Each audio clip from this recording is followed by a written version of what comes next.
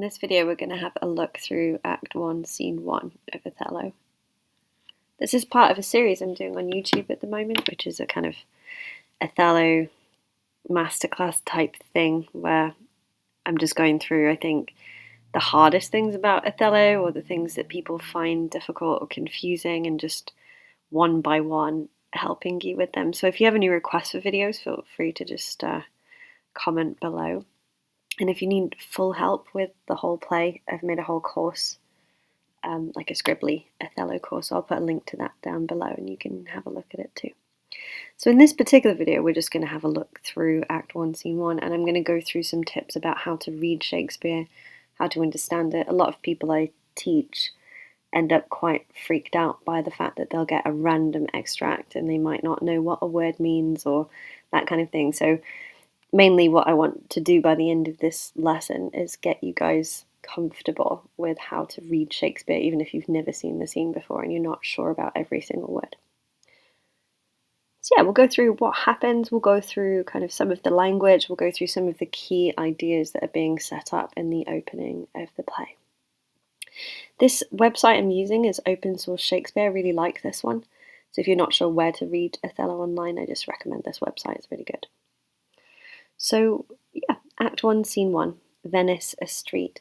You never get that much description in a Shakespeare play of what the setting is or where it is. There's not tons of stage directions like there might be in a modern play. So yeah, so here we have Venice, a street. Sometimes they don't even have that. They just have Act 1, Scene 1, Venice or something like that. Then what you get is a very basic stage direction. Enter Rodrigo and Iago. It tells you who is coming onto the stage. So you want to imagine this as if it's actually being performed at this point. And you're looking at a stage. Usually in Shakespeare's time, the stages were really blank. They were very bare and kind of empty. So there wouldn't be that much there apart from the characters. And yeah, the reason why they were so bare and empty compared to modern plays is because it helped you focus on the language, because the language is sort of the thing that shines in Shakespeare. It's the thing that's like really complex and powerful. So there weren't too many distractions on stage from the language. There were very minimal props. There would be appropriate costume, but yeah, compared to the modern sort of epic theatricality of some plays, Elizabethan and Jacobean theatre, it doesn't have that. It has like a much more stripped back kind of feel to it. So Rodrigo and Iago enter on stage at the same time together. Rodrigo speaks first. You can have a look and see if you can tell what he's saying.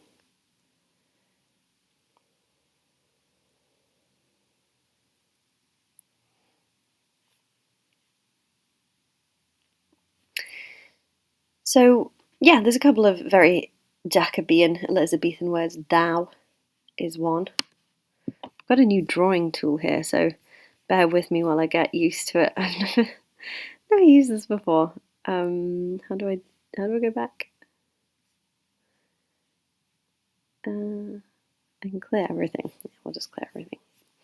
Yeah, so thou, this one, very common Elizabethan word meaning you. Thine is the same. It's a second person pronoun meaning your. You might notice as well that you get these kind of endings like shouldst, wouldst, couldst. They're just part of the kind of modal verbs in Elizabethan. They go along with this second person. So thou shouldst know or thou couldst know of this, that kind of thing. So you don't need to know all of this. All you need to know is roughly what is Rodrigo saying. And you don't need to know every single word to get the gist of the conversation. So the most important thing when you're learning and understanding Shakespeare is to just kind of not get too freaked out and intimidated by words you don't know. If a word seems really significant, look at it, but otherwise, just get used to reading it and being comfortable with the idea that you don't know every single word. So Rodrigo says, Tush, never tell me, I take it much unkindly that thou, Iago, who hast my purse as if the strings were thine, should know of this. Basically, he's saying, don't talk to me, I can't believe that you know about this. He's also suggesting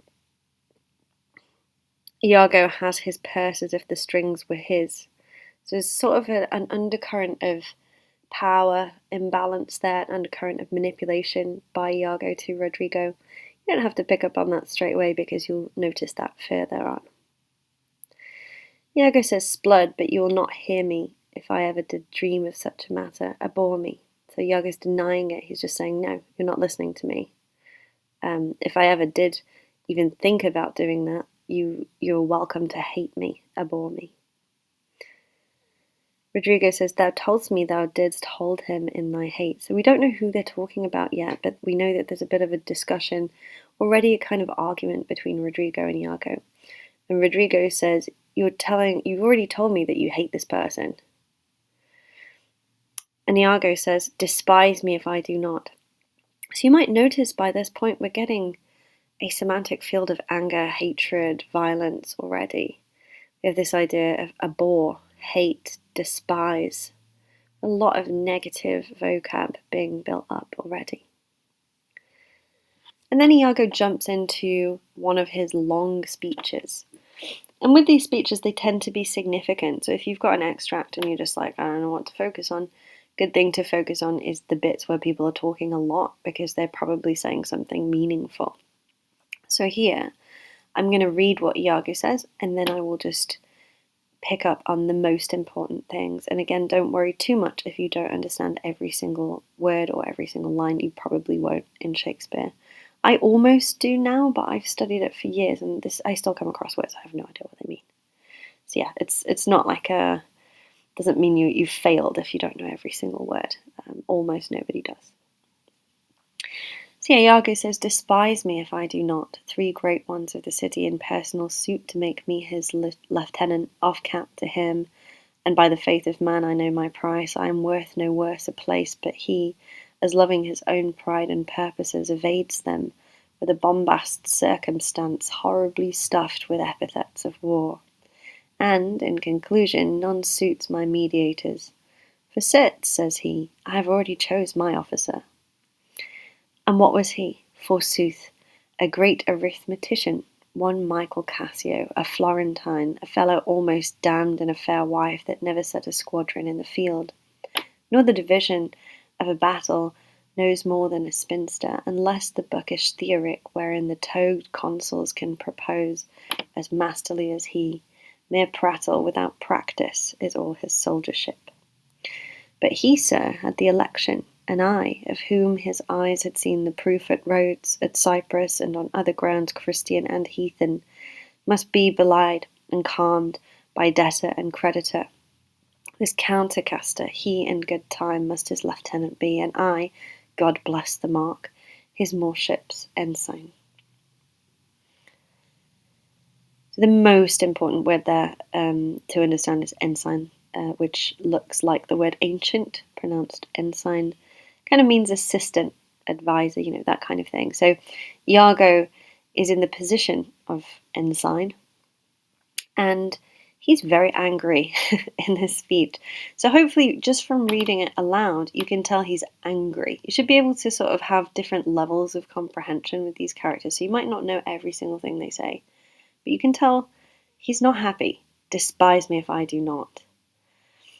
I know my price, I am worth no worse a place. There should be lines jumping up at you that you do understand, even if you don't understand everything that's going on.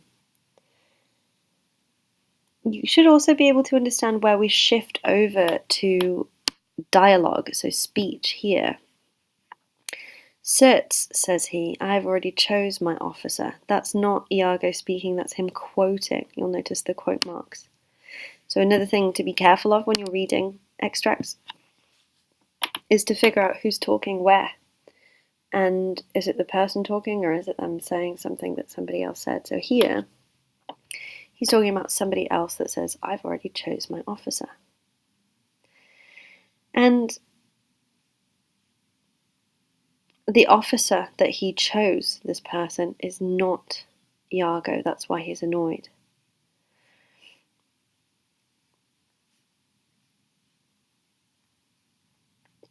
He says, I know my price. I'm worth no worse a place than lieutenant. So understanding army positions different ranks within the army would help you here. Sometimes understanding a bit of the context before you read the play can help too. I actually try and teach my students to understand a whole kind of summary of the entire story and all of the characters before they start listening to the actual text or reading the text.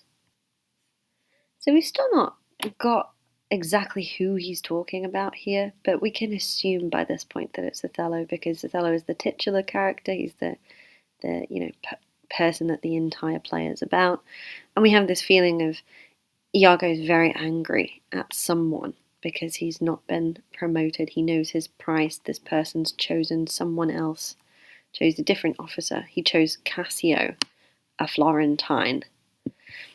Another thing that's kind of interesting, you don't need to know it, but it's quite fascinating, is in this time Italy is not a unified country, so what is a Venetian person is not the same as a Florentine. They all have their own slightly different culture, slightly different way of being. So when Iago says that Cassio is a Florentine, he's being very dismissive. He would say that word with kind of venom in his voice. So yeah, we've basically gleaned that Iago is a grumpy, angry person. He hates Cassio. He's angry that he's overlooked for promotion. And he has this feeling of greatness within himself. We could say narcissism. He feels like he is worthy. He's got grandiosity to him. He's worthy of being a lieutenant, and he has been overlooked for promotion. The final word being ensign shows how lowly this word is relative to the starting term lieutenant. Quite an interesting sort of piece of analysis you could do there. You'd notice as well when I was reading, the rhythm sort of changes throughout, and when it changes, there are natural emphases within the language. And if you get sensitive to sort of what Shakespeare's trying to emphasize, you can help kind of zoom in on that bit and be like, what is important here? Why is he changing the rhythm, or why is this particular word or phrase kind of popping out at you? So here, you'll notice he says, I, of whom his eyes had seen the proof at Rhodes, at Cyprus, and other grounds, Christian and heathen, must be belied and calmed by debtor and creditor, this countercaster. So we've got this listing going on. Cassio was elected. I was not elected to the position of lieutenant. And his eyes, again, we've still not said the word of who.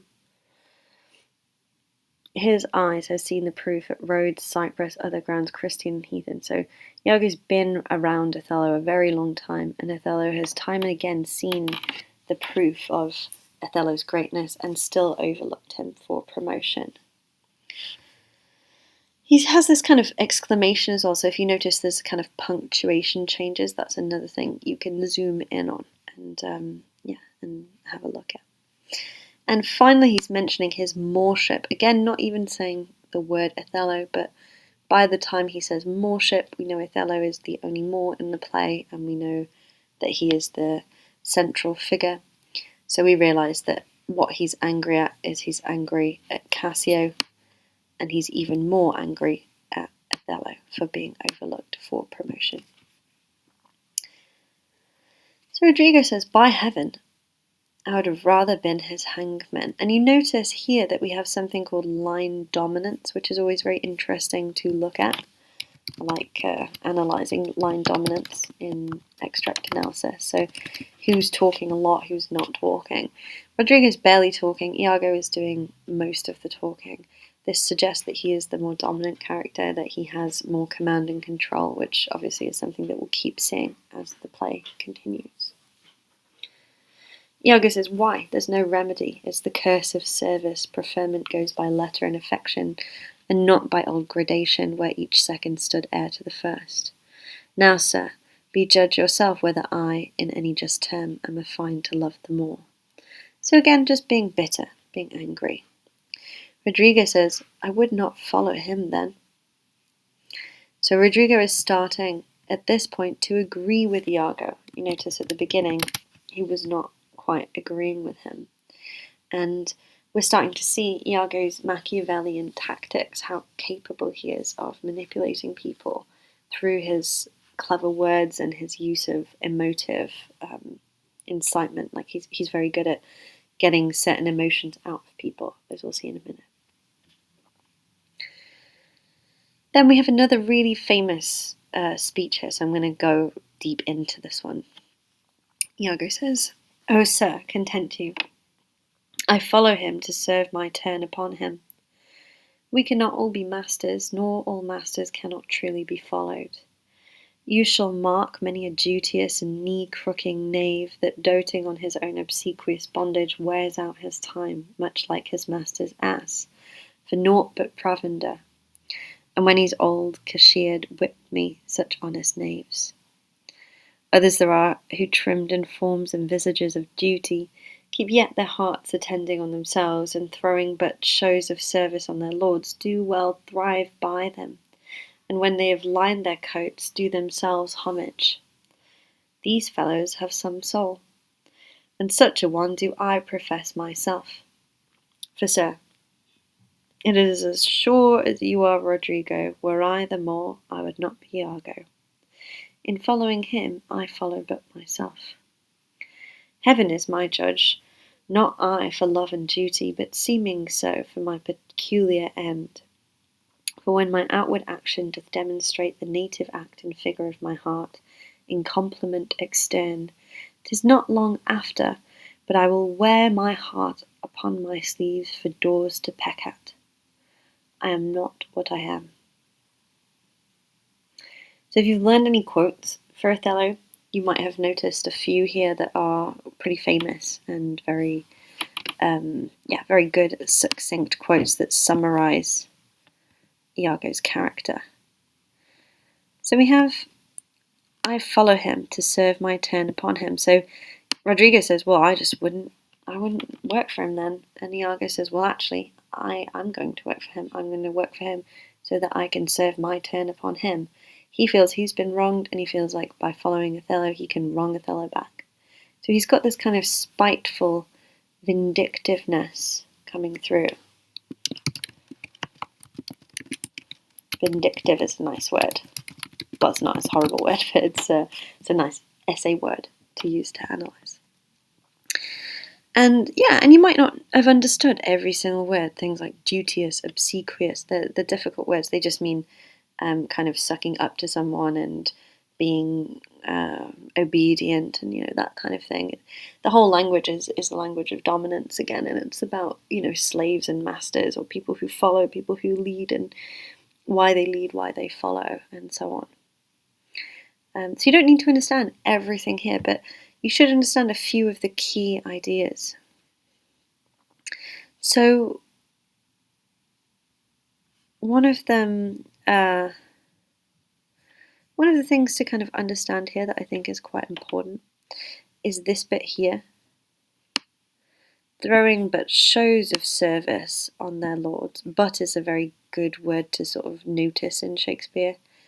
It kind of means only in this case. So assistants who only show service but actually thrive by their lords, and when they have lined their coats, they actually benefit themselves, they do themselves homage. These fellows have soul. So he admires people who seem like they're looking out for other people, but they're actually looking out for themselves.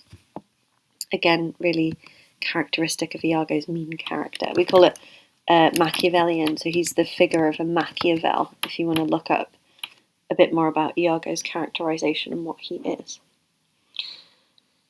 Yeah, and he says, "As sure as you are Rodrigo, were I the more, I would not be Iago. In following him, I follow but myself."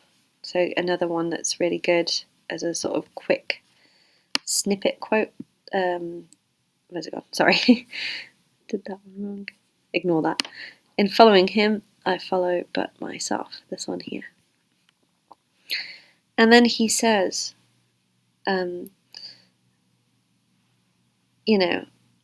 "If my outward action actually betrayed my heart, I will wear my heart upon my sleeve for doors for birds to peck at."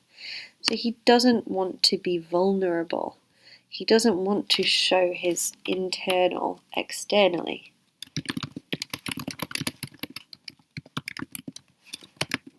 He views emotional outbursts or even genuineness about, behaving and saying what you actually think and feel. He views all of that as weakness. He feels that you lay your heart bare for doors to peck at, for people to just pick at and destroy. And so he says very proudly in a tautologist phrase, I am not what I am. So I'm not what I seem. I don't look like what I really am. So we have this kind of theme coming through already of appearance versus reality. So, like I say, you don't have to know every single word, but hopefully that makes sense for the opening of Othello and what happens here. We're going to go a little bit further, and then when Brabantio comes in, I'll do another lesson where we look at how he's changing. So we'll just have a quick look up until where Brabantio arrives, and then I'll stop the lesson there, and then we'll go to how Brabantio is treated in a future lesson. Couple more quotes as well here that are really important. What a full fortune does the thick lips owe if he can't carry this? Thick lips is an insult to do with Othello's appearance. It's a really good quote. I use that a lot as a sort of shorthand for how Venetian people are directly opposed to Othello and his behaviour, his demeanour from the beginning. Iago says, call up her father, rouse him, make after him, poison his delight, proclaim him in the streets, incense her kinsman, and though he in a fertile climate dwell, plague him with flies. Though that his joy be joy, yet throw such changes of vexation, anger on it, as it may lose some colour. Here is her father's house, I'll call aloud. Do, with like timorous accent and dire yell, as when by night and negligence the fire is spied in populous cities. Rodrigo is shouting to the house now. What ho, Brabantio, Signor Brabantio, ho! Awake! What ho, Brabantio! Thieves, thieves, thieves! Look to your house, your daughter, and your bags. Thieves, thieves. We have a really nice little rhetorical technique Shakespeare uses here called epizoixis, which I really love this word. It's very surreal. I don't know if that's even how you pronounce it, but where you say the same word over and over and it kind of drums up dramatic intensity. Thieves, thieves, thieves. So what they decide to do now that they're on board and they both hate Othello equally is call her father. Again, we don't know who she is. We haven't met Othello yet, but we're seeing the amount of manipulation and chaos that's going on before Othello even enters. You can make that as a really good structural point in essays that if you're analysing the earlier scenes, we haven't even met Othello at this point. We're just seeing the sort of ripple effect that his presence in Venice is causing amongst the Venetians. And Iago tells Rodrigo to call Brabantio, and then he joins in. So he's always doing this thing where he makes other characters act first, and he sort of seems like it wasn't him that started it. We're already kind of setting that up here as well. So he's got this kind of characteristic manipulation of Rodrigo, making Rodrigo be the one who calls out first.